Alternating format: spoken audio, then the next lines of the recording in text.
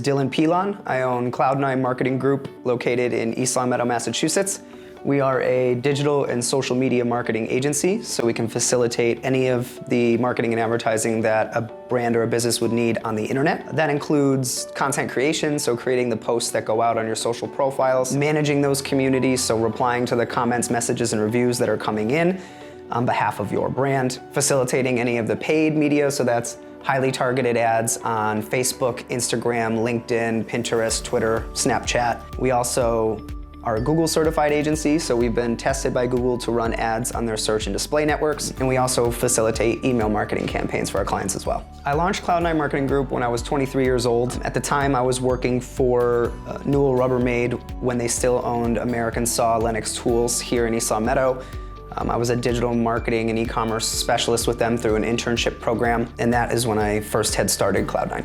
So I took a marketing class in high school, and then when I went to college, I started my educational journey at Holyoke Community College, and I took a marketing class there. And then from then I transferred to UMass Amherst, the Eisenberg School of Management, and I was in my 400 level marketing classes, and one of my professors actually recommended that I apply for the internship that I had just mentioned at Lennox Tools, and the rest is history. To be 100% honest with you, I still don't know if this is it in its final form.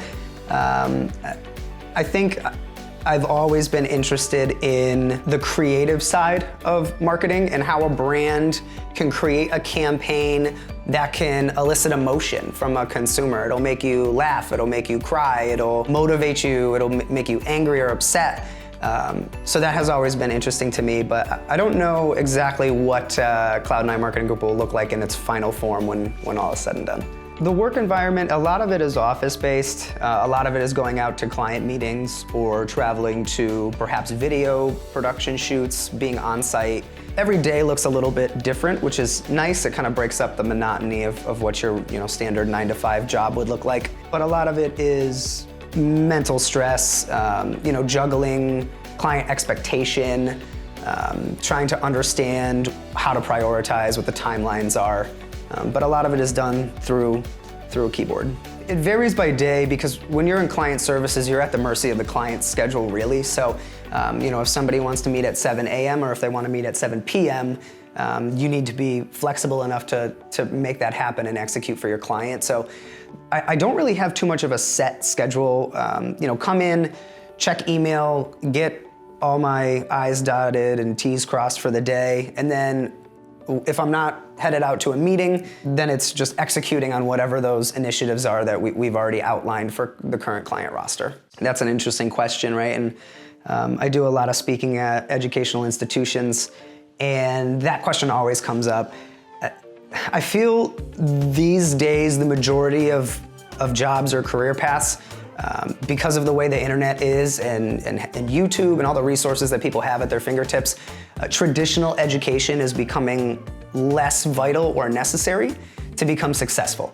Of course, there's always going to be fields where if you want to be a doctor or a lawyer or an accountant, you're going to have to go through schooling, you're going to have to get that degree.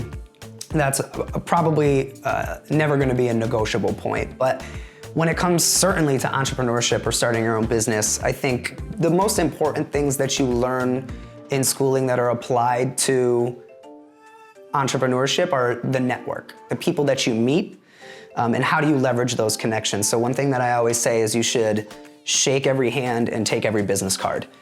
Because you never know who that person might become, who they might work for, who they might know in the future. And I've had instances in my professional career where somebody that I met 5, 6, 7 years ago is now a manager for a client of mine. So when I walk into that building for the first time to do my pitch or my proposal, there's a warm face that I've already have rapport with and built a relationship with, so it makes it easier to close that client account, and then even easier to manage and work with them moving forward because you already have that established relationship. To running your own business, I would say that you need to be a self-starter. If you're an entrepreneur, you don't have anybody to tell you this is what you need to do and this is when it's due by. So you need to have that skill set. Another thing is the ability to prioritize, right? So if I have a list of 15 action items, and there's no one to tell me which one I need to do first, second, third, fourth. You need to know how to be able to navigate that list in the most effective way. And I guess a third one would probably be social skills or sales skills. To be comfortable speaking to somebody. If you're an entrepreneur, you're probably responsible for generating all the business, at least in the beginning, for your company. So if you're not comfortable networking and going out and meeting people, pitching them and closing a deal, you're gonna have a really tough time sustaining a business. Yeah, so that's another question I get a lot. So you'd be surprised at how little money you actually need to start a business. So in my particular case, with Cloud9 Marketing Group, I already had a laptop, I already had a cell phone, and I already had an internet connection. So as far as those things, it's something that most people already have in their day-to-day life. So in order to actually start a legitimate business, you only need two things. The first thing you need to do is go to the IRS website and apply for an EIN number, an employer identification number. This is something that you can use to fill out business forms in lieu of using your social security number. It doesn't cost you any money to get an EIN. Now, once you have that number, you need to go to the city or town that you're going to apply for your business certificate. And that application fee, it ranges depending on what city or town you're in, but it's very inexpensive. It could be $30, could be $50. So in all reality, to start a legitimate business, you need about 30 bucks. When I'm looking for somebody who wants to come on board here, there's only really three things that you need to have up front because the rest of it can be taught or coached. So we have an internship program here at Cloud9 Marketing Group, and we take interns every semester from different local colleges and universities. And in the process of interns applying and interviewing, there's the only three things that we really look for are, I need you to show up on time, I need you to ask good questions, and then I want you to remember the answers to the questions that you're asking. If you have those three things, then you could most likely be molded into a very effective employee. I don't know. This is something that I've always struggled with. It's been an inside joke with family and friends of mine.